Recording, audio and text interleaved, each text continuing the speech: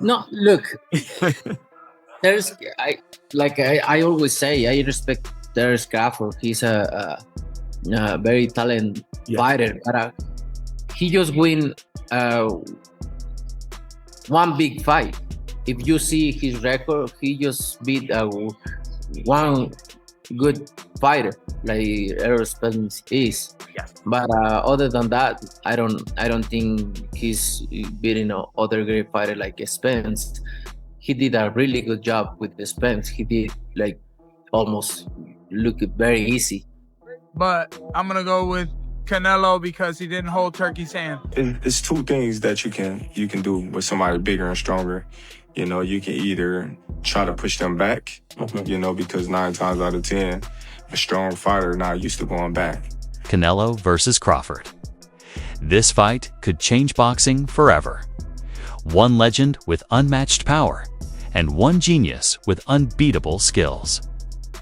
But only one will survive this test. Who's your pick? Canelo Alvarez reacted to Terence Crawford's knockouts by showing respect for his skills. He admitted Crawford did an excellent job against Errol Spence and made the fight look easier than anyone expected. But Canelo also questioned Crawford's record, saying Spence is the only big name he has truly beaten. Looking ahead, Canelo teased that fans will see the truth when they finally meet in the ring, keeping everyone excited and curious. Are you tired of people asking you about Terence yet? No, look, I always say I respect Terence Crawford. He's a very talented fighter, but he just win one big fight.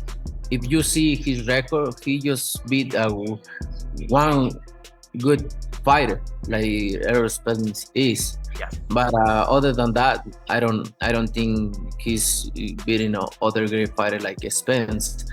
He did a really good job with the Spence. He did like almost look very easy.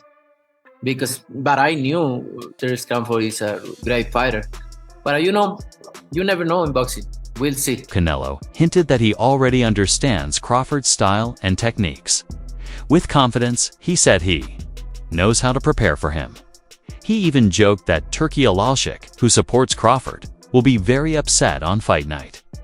This personal touch makes the upcoming fight feel even more intense. Nothing you're gonna be able to do about it come fight night. I know Turkey is in your corner, I promise you. But look, it's gonna be very difficult. He's gonna be so mad that day. Believe me. I see you. I see you. You see I'm different. I see you too. Canelo's decision to bring Jaron Boots Ennis for sparring has been called a very smart move. Johnny Ortiz explained that Ennis is the closest fighter to Crawford in body type and style. This gives Canelo the chance to study Crawford's rhythm, movement, and strengths while improving his own defense and timing. At the same time, Ennis gains valuable experience working with a veteran like Canelo. Ortiz believes this setup is rare and highly strategic because both boxers improve together. Makes sense, and it's definitely a good experience for both. Eddie Reynoso and Canelo, shout out to them because now it shows that they serious with a real game plan, and Boots is, to me, everybody's a perfect opponent. I wouldn't say opponent, perfect sparring partner to have to replicate Crawford because they both switch hitters and stuff like that, and they got dog in them and reflexes for sure. So it shows Canelo serious, and on Boots end, to be able to spar a Hall of Famer, top tier guy, is gave him great experience, and you could tell he really wants it. It's a sport where Boots is getting an opportunity to spar a Hall of Famer. Who cares? And in reality, what the fuck loyalty does Boots owe to Crawford when it comes to the sport of boxing? I mean, Crawford didn't do shit even back while Boots was trying to get his opportunity when it was Spence and Crawford. Every time Boots' name got mentioned, you heard the bud clowns be like, oh yeah, he don't deserve it. Oh, who did he fight? Oh, who this and that, man? I ain't trying to hear that shit. It's like it's different shit that you need to be woke up outside of boxing. Boxing is a sport. There's shit that we need to really come together. I didn't see y'all come together like 5 years the Bud Clowns, because his real fans, the Bud Clowns was bashing PBC. Everything Boots, when you bring up Boots' name, putting him down, I didn't hear like, oh yeah, instead of fighting Canelo or fighting this person, he should fight Boots. Jose Benavidez also praised Canelo for choosing Boots Ennis as a sparring partner. He said Ennis matches Crawford's physique, movement, and style, which helps Canelo mentally prepare for fight night. Benavidez also pointed out that Crawford's smaller size compared to Canelo could make a big difference. Training with someone physically strong and stylistically similar gives Canelo more confidence, making him feel like he already has the advantage before the first bell rings. To give Canelo maybe a little bit more confidence that he is sparring somebody really good. Ennis is a really good fighter, and I think that would be a good motivation, for Canelo Alvarez. I just think that Crawford is too small for Canelo. I think Canelo's too big for Crawford. But in my opinion, I think if Crawford can maybe just tap, hook, get out, maybe once in a while throw a straight punch and just win by points and use his legs, I think I see him winning by decision. But if he tries to exchange with Canelo Alvarez, I think he's going to make a mistake and he's going to get hit with one shot and maybe he can get hurt and that would change the whole fight, But I think he's faster.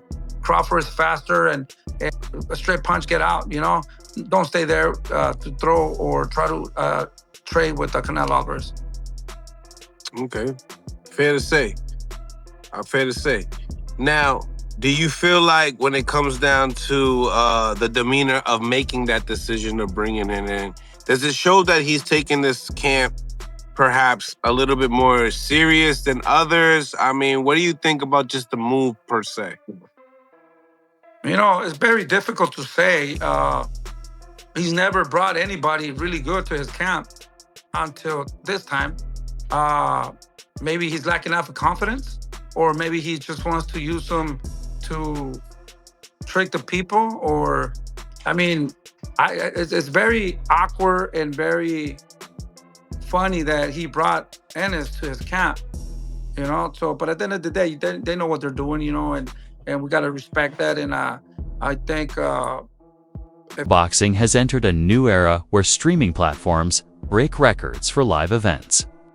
The Netflix fight between Jake Paul and Mike Tyson drew over 65 million viewers, becoming the biggest fight in audience history. That event showed how huge the demand for combat sports is. Now, the clash between Canelo and Crawford could be even bigger. This fight isn't just about two boxers' tits about history being made worldwide.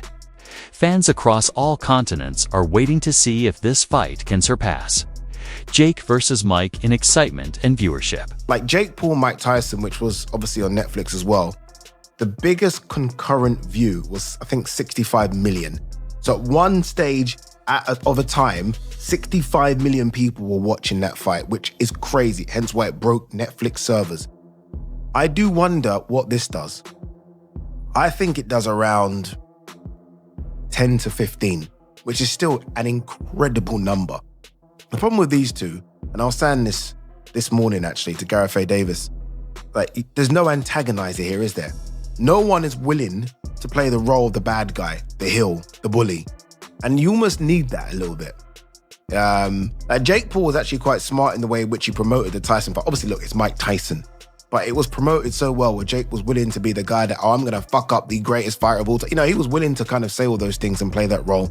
So people almost tuned in to see him get chinned as well. Neither of these guys are playing that role. Neither of these guys, I don't think, have crossed over massively to non-boxing fans.